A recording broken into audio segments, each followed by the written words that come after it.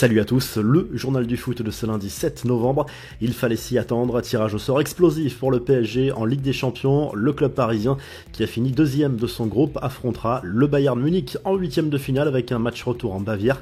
Difficile de faire pire pour le club parisien. Rendez-vous en février pour le match aller pour ce choc explosif. Voici les autres affiches avec un alléchant Liverpool-Real Madrid.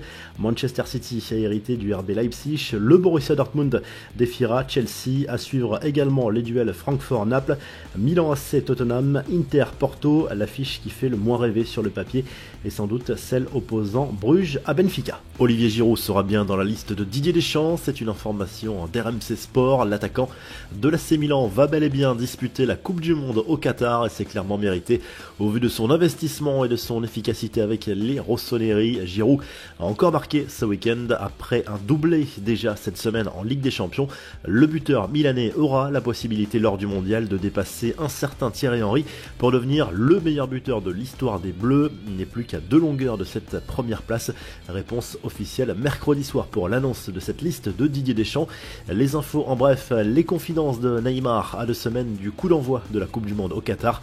Lors d'un entretien accordé à TV Globo, le Brésilien a reconnu qu'il fantasmait chaque nuit une victoire de la Seleção dans cette compétition, le rêve ultime selon lui pour tout footballeur. La star du PSG s'est confiée également sur son traitement parfois rude sur les pelouses de Ligue 1. Je ne savais pas à quel point c'était fort et intense ici, mais plus on me rentre dedans et plus j'ai envie de dribbler, c'est la seule façon que j'ai pour me protéger et pour attaquer l'adversaire. Je ne vais pas rentrer dedans, je ne sais pas vraiment défendre, alors j'utilise le dribble, a expliqué Neymar. Le joli coup d'Arsenal en première ligue, les Gunners ont remporté le derby londonien face à Chelsea à Stamford Bridge dimanche 1-0 grâce à un but signé Gabriel. Ça a été très chaud entre Cristiano Ronaldo et Tyrone Mings lors du match entre Aston Villa et Manchester United. Les deux hommes ont bien failli en venir aux mains après un duel très musclé sur le terrain. Victoire du club de Birmingham, 3-1. CR7 a été capitaine quelques semaines après sa mise au placard.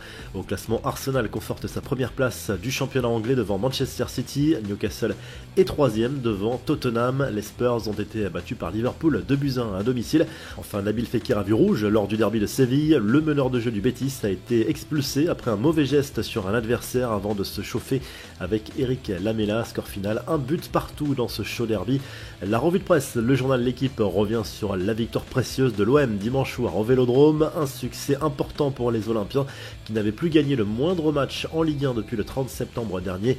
L'OM reprend la 4e place, l'OL est 8e. En Espagne, le journal AS consacre sa une à Rodrigo en l'absence de Karim Benzema, ménagé par précaution. C'est le Brésilien qui mènera encore l'attaque du Real Madrid ce lundi soir lors du derby contre le Rayo Vallecano.